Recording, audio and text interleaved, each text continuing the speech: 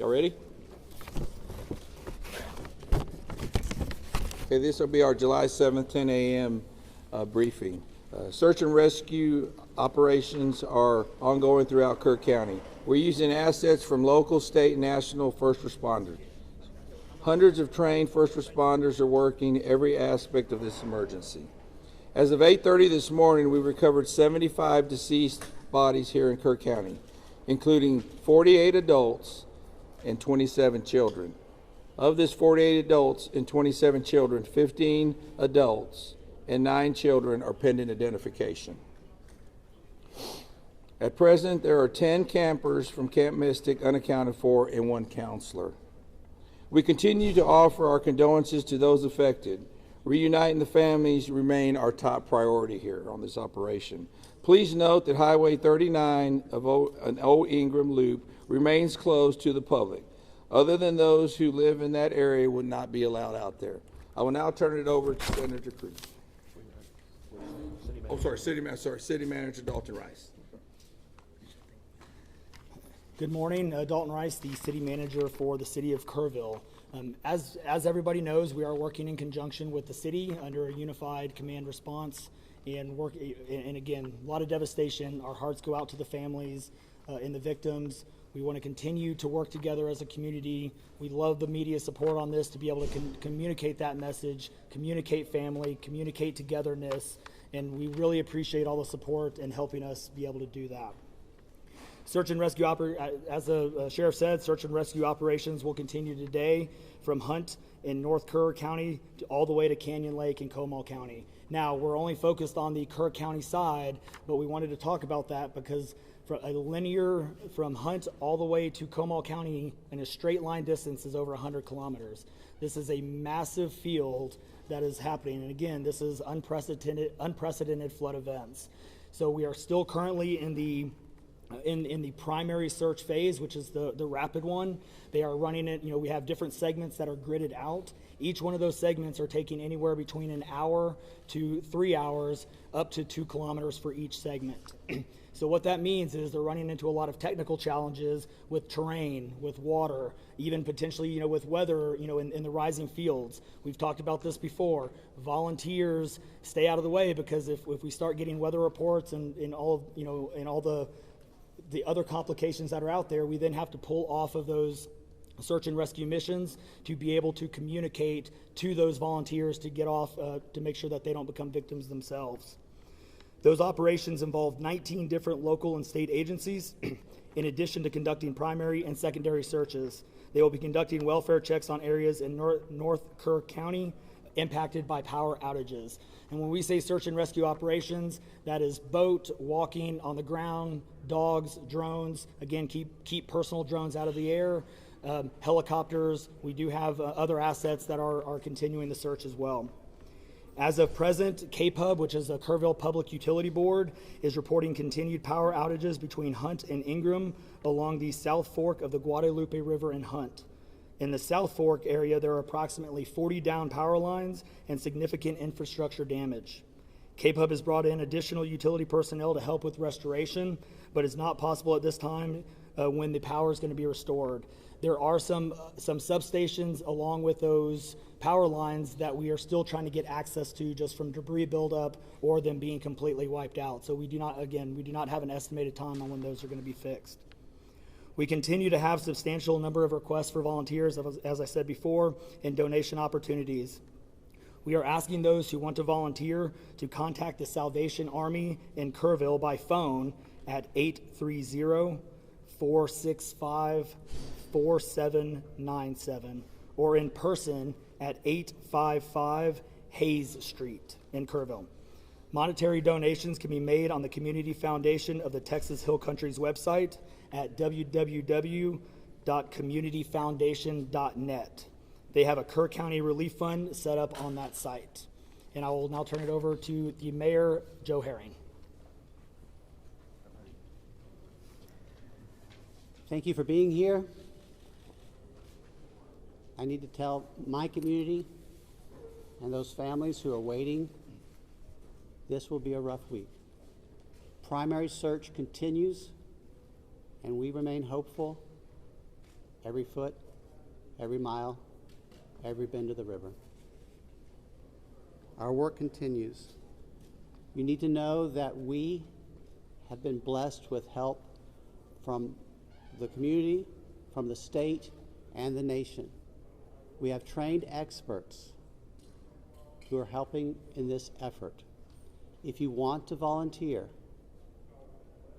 it is important that you contact Kerrville Salvation Army and register. Dalton gave that number, but I'm going to give it again. 830-465-4797. We need focused and coordinated volunteers, not random people just showing up and doing what they do. We need to work together. As Dalton said, donations have been flowing in from around the world to the Community Foundation. Again, that website is communityfoundation.net. Please follow the City of Kerrville's Facebook page for updates. They're accurate. We take a lot of time to make sure we send out information that will be helpful, not only to residents, but to those who are visiting. I've said this 100 times, and I will say it again. We need your prayers. We need your prayers. Thank you. And now, Senator Ted Cruz.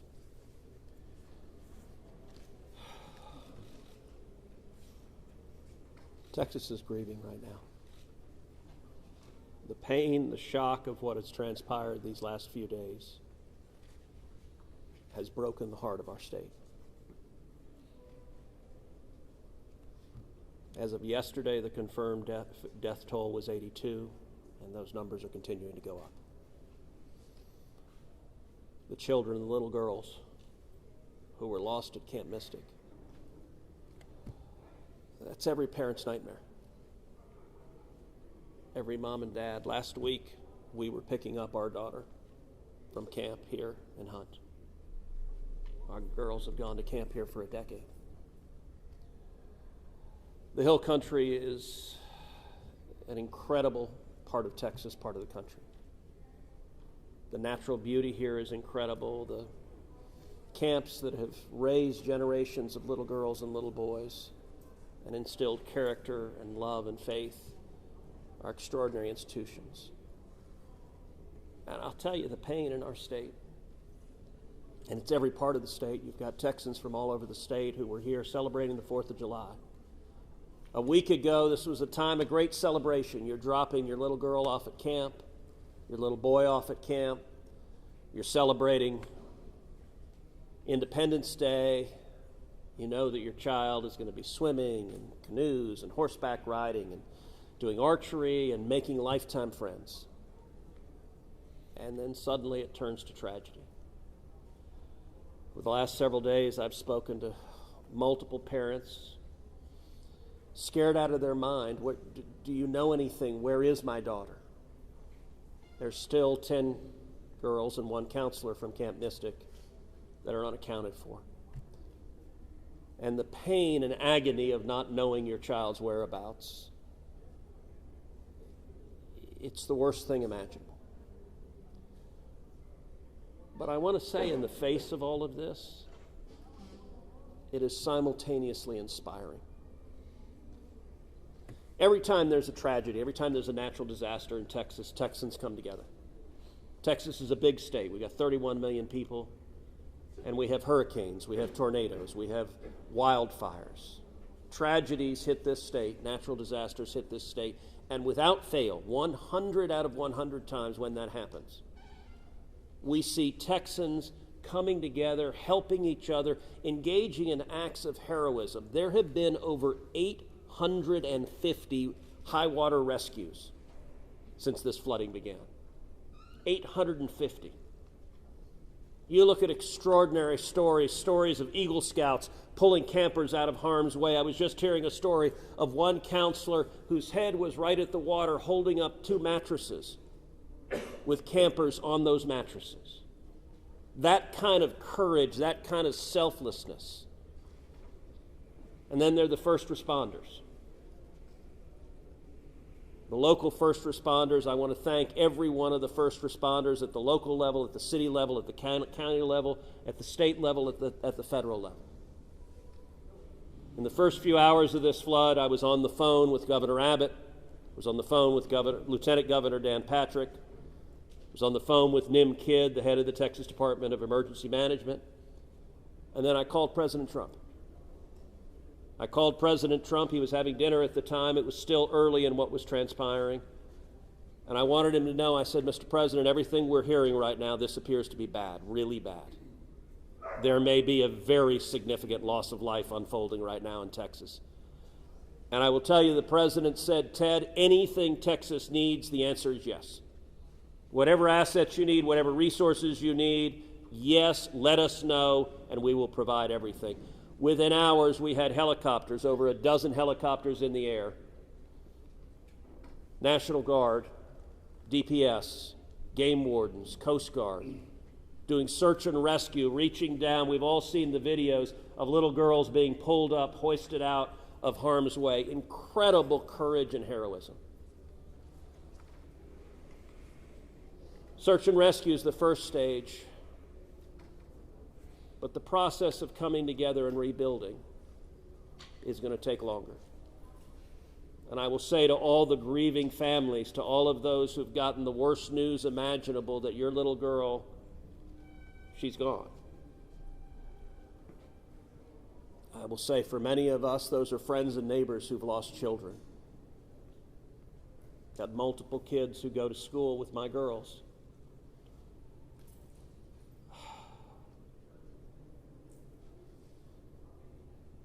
The mayor asked for prayers. And I want to say thank you to the millions of Texans, to the millions of Americans, to the millions of people all over the world right now who are praying for Texas and praying for those parents.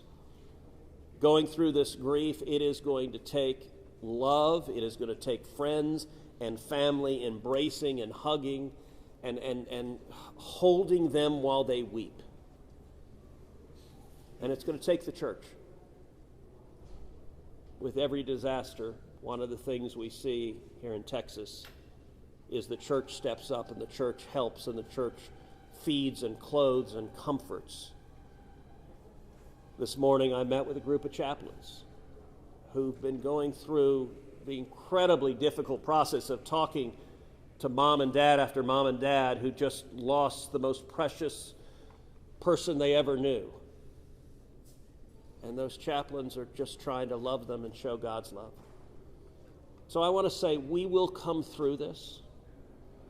To those in the midst of grief right now, that might seem hard to fathom. But Texas will come through this. And I just want to say thank you. I want to say thank you to these gentlemen here who are working. They are not sleeping. They are working every day. Thank you to the families. Thank you to the Salvation Army. Thank you to everyone who is just reaching out and saying, how can I help? We will come through this, and we'll come through this together. Thank you. And now we'll take questions. Senator, you talked about how you know kids here, how you've taken your own kids to camp.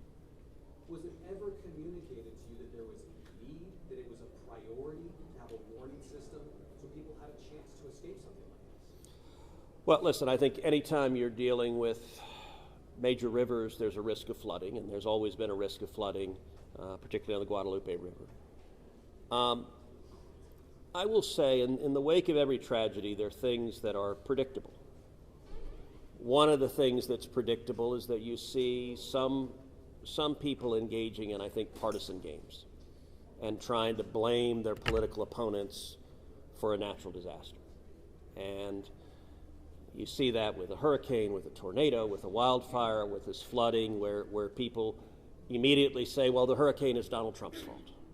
Look, that I think most normal Americans know that's ridiculous, and I think this is not a time for partisan finger-pointing and attacks. Now, after we come through search and rescue, after we come through the process of rebuilding, there will naturally be a period of retrospection where you look back and say, okay, what exactly transpired? What was the timeline? and what could have been done differently to prevent this loss of life. And that's a natural process. I think it should not happen in a bitter and partisan sense, but it should happen in a reasonable sense of saying, what lessons can we learn? And I will give an example. Houston's my hometown. If you live on the Gulf Coast, we get hurricanes. That's part of living on the Gulf Coast as hurricanes hit. And I do think Texas as a whole has learned over time how to deal more effectively with hurricanes. And so you look here, we know the National Weather Service put out an emergency warning just after 1 a.m. and a second emergency warning just after 4 a.m. Now, obviously, most people at 1 a.m. and 4 a.m. are asleep. And so I think we will have a reasonable conversation about, are there any ways to have earlier detection? And some of that, the limits of a flash flood, they're very difficult because they can arise so quickly. But everyone would agree in hindsight, if we could go back and do it again, we would evacuate particularly those in the most vulnerable areas, the young children in the cabins closest to the water. We would remove them and get them to higher ground if we could go back and do it again. Obviously, everyone would. The people in RVs by the river's edge.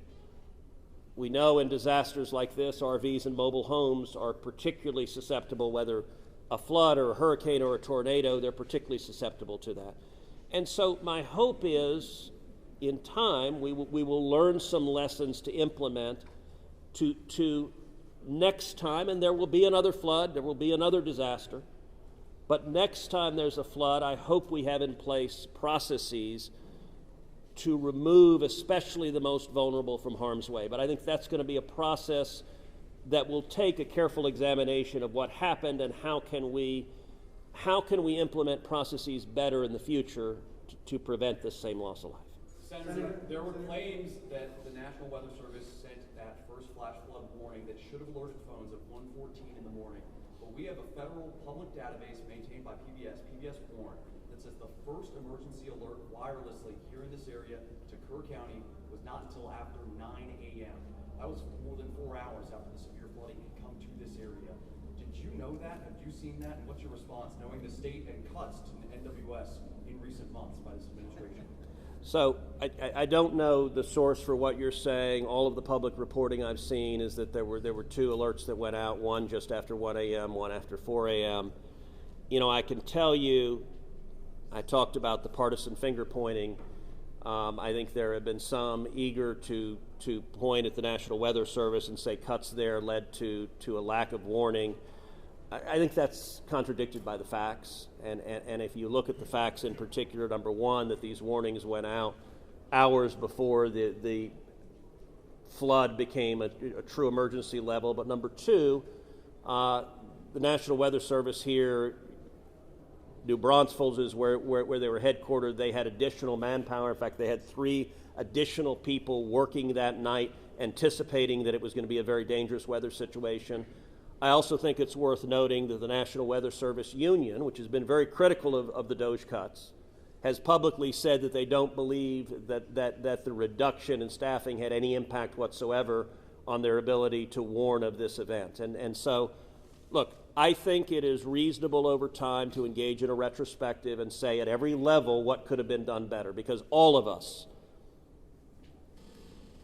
would want to prevent this horrific loss of life. But I think just immediately trying to use it for either side to attack their political opponents, I think that's cynical and not the right approach, particularly at a time when we're dealing with a crisis and we're dealing with grief. But does this make you question whether there should be cuts at the National Weather Service and FEMA? I know you've been supportive of FEMA. Look, I am very supportive of FEMA. I'm very supportive of the National Weather Service. They both perform essential roles, and I think it is critical at every federal agency, particularly when you're dealing with public safety, that we make sure that critical roles are maintained. That's a longer and broader discussion, but as I said, everything from the public evidence indicates that was not a contributing factor to what occurred here. Is it possible to get Dalton in just to talk about that and the National Weather Service alerts? Because there were escalating forecasts throughout the day from the National Weather Service.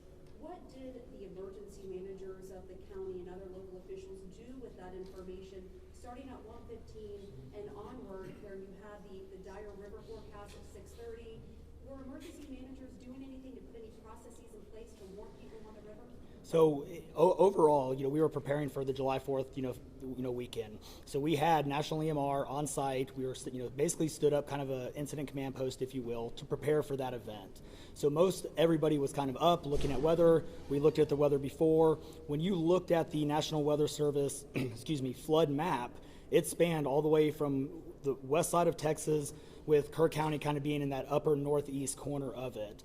And so everybody, including the National Weather Service, was looking at where's the rain going to hit. We know it's somewhere in here, but with rain, especially when you're dealing with terrain, you got to figure out.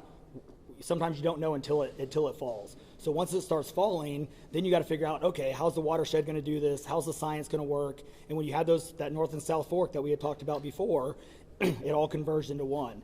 We do know that a lot of the camps were looking at this just as much as as everybody was. With the rainfall percentages, even the National Weather Service had looked at, and don't quote me on the numbers, but it was anywhere between 1 to 7 inches. We got significantly over that. And again, when it goes into very congregated areas and how that watershed shifts into the rivers, that impacts things.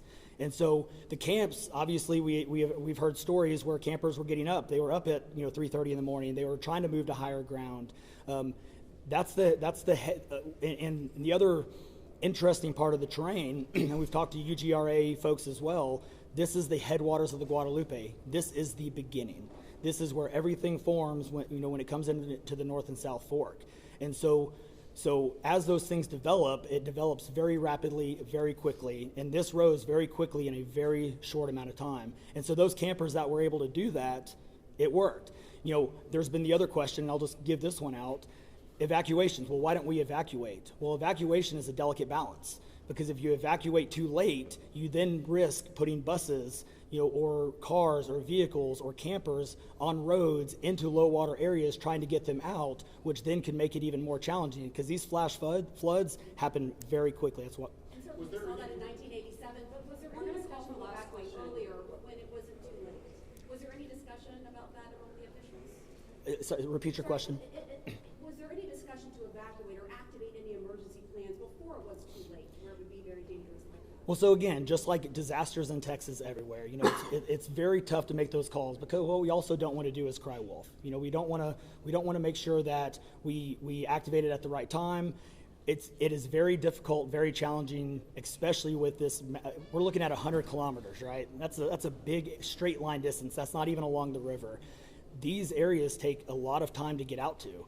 So even when first responders were on the ground at 3:30 in the morning, and we had reports, we had first responders that were getting swept away, actually responding to the first areas of rainfall. That's how quick it happened. First responders who have experience, who are Swiftwater qualified, were driving as soon as the rain started falling, were driving to these areas, and one of them got swept off the road. So what had been done? One last question, everybody, one last question. Between 1 and 4 a.m. from local law enforcement to the camp, saying, I know you can't get buses in an hour, but was there anyone telling the camp between 1 and 4 a.m., you need to get the girls to higher ground at the very least, even if they have to walk up there in the rain, as many of them actually ended up doing? Was there any communication from local law enforcement to anyone at that camp between 1 and 4 a.m.? That I don't know off the top of my head. What I do know, though, is there's 55,000 people in Kerr County. Kerr County is a massive, massive area. From here to those camps is 45 minutes on a good day. And so, obviously one of the big challenges that we have, even when you have cell service, a lot of those areas don't even have cell service. Radio communications towers, radio towers within the hill country becomes very challenging. So there's a lot of areas, especially when weather comes in, where cellular towers are down or you already have bad service. So there's a lot of factors that play and a lot of variables in there on communication that, again, I think as we work through this process, we know everybody has a lot of questions regarding what are the next steps and what's next. And I think all of these things, these are all great questions. And as we continue search and rescue and as we continue to move to the next step, we definitely want to dive in and look at all of those things, from cell service tower to radio communications, or emergency alerting. Any of those things, I think we all really need to take a look at and review. And we're looking forward to doing that once we can get the search and rescue and stuff complete. In regards to the total number, before I say anything else, I just want to say thank you to you, all the first responders, everyone involved. We've been praying. Thank you. The community's been praying. The media's been praying. Thank you guys for doing that. I've got two questions. One for you, trying to get an accurate count on number of missing. I know you can't. I know we don't know we don't know what we don't know. Yes. But do we know a rough idea on total estimates that are still missing overall throughout the county? And then one other follow-up. This may be for Senator Cruz. A lot of speculations being made about this being somehow man involved with the weather modification, with some of the rainmaker technology, working with farmland. Do you think any of that, is there going to be any investigations into that, or can you communicate anything on that? Let me answer your first question. I'm definitely turning that second one over to him. So on the first question, with missing persons, so obviously we have the knowns, the can't miss it kids, which is the numbers coming down as the sheriff has stated, and then we have the unknowns. We don't know what we don't know. We actually have a 5 hotline line. It fluctuates between 3 and 5, but we're working on it. We get calls 24 hours, 7 days a week. We haven't hit the weeks yet, but we're still taking in calls. We are collecting all that information. So we don't have a solid number that we're willing to talk about right now. We do know that it is a lot, because we also are getting a lot of fake calls. You're looking. This is a worldwide discussion, and we're dealing with scammers. Victims' families are being reached out to, saying that they have their kids pay me money. It's heartbreaking. It's absolutely heartbreaking. We're dealing with with mental health issues, where people are calling saying they have visions. All of these things we're dealing with on a day-to-day basis, and we're having to vet this information, and it becomes very taxing on our people. Again, this is an extremely heartbreaking. This is, if not the worst, one of the worst disasters in this region in a very, very long time, even beyond 1987. And but we're best estimate, like dozens or hundreds, or just to give people an idea. A lot. So, Yeah, let me. Yeah, Not to get into the weeds on, people are asking lots of questions, and where should we start the investigation? to the best of my knowledge, there is zero evidence of anything related to anything like weather modification. And look, the internet can be a strange place. People can come up with all sorts of crazy theories. What I know is a reality is that a whole lot of Texans are grieving right now. I will tell you, I was visiting with one parent who was talking about online, being harassed online because their information was public, that they had a little girl who was missing at Mystic. And look, there are a lot of people who are messed up, and my call for everyone, there's a time to have political fights, there's a time to disagree. This is not that time. This is a time just to reach out, support each other, go volunteer at the Salvation Army, give them money, go volunteer at your church, you know what I did when this happened? Just go hug your kids. Because I got to tell you, I hugged my girls with tears in my eyes, because every one of us who's a parent, there but for the grace of God go I. And nothing will fill the void in these moms and dads' hearts, but they'll make it through it. And every one of us, we have an obligation to come through and help them make it through it. And look, Texas will come through, and let me say, Kerr County, the Hill Country is incredible. It is beautiful. And these summer camps, Camp Mystic is an incredible Texas institution. For a century, it has made a profound difference helping young girls become strong women in Texas and across the country. And so, for me at least, I'm praying for these camps. I'm praying for all the campers, everyone implicated, everyone impacted, and I hope we come together and stand as one doing that. Thank you. Thank you, everybody.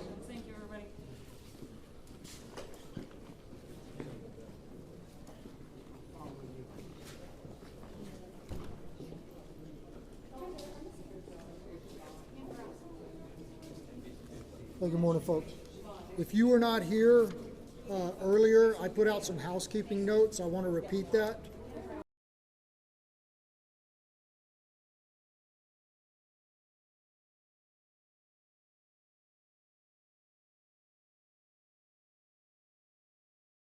Search and rescue operations. We're asking everyone to adhere with that direction. Hey, excuse me, can we either keep it down or shut the door? You bet. TFR is still in effect. We can't have the media flying drones. They have interfered with our air operations, and it has to stop. It's our intent to set aside an hour each day to make some of our leadership available to y'all for one-on-one interviews. This is above and beyond these daily press conferences. These interviews will be 3 to 5 minutes in length, and they're going to be held between 1 and 2 p.m. Obviously, we won't be able to accommodate all outlets each day. So if you're part of an affiliate, we ask that you coordinate with your colleagues from your network and submit one request, and then share that. You can request interviews by emailing our Joint Information Center at jic@kerrvilletx.gov. One more time, that's jic@kerrvilletx.gov, and I'll repeat that again before we're done. Our unified PIO team will confirm your interview, your time, and who you're going to be able to interview at least 1 hour beforehand. You're welcome to request specific leadership, such as the sheriff or the city manager. However, given the fluid nature of response and the quantity of requests that we're expecting to get, we cannot 100% guarantee that you're going to be able to speak to the interviewee that you would like to.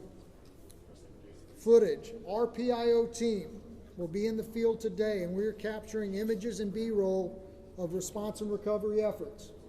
As soon as it can be made available, a link will be emailed out from our JIC email address for you to download materials for your own use. Contact information. If you were here yesterday, we passed around a sign-in roster. If you signed in yesterday and provided us your contact information, you should be part of our media list, and you should have received a confirmation email last night. If you did not get that email, or if you were not on that list, you can be part of our media list by emailing us at jic@kerrvilletx.gov. One more time, jic@kerrvilletx.gov. I don't know the time of the next press conference. As soon as we have that information, we will push it out through our social media. Thank you all.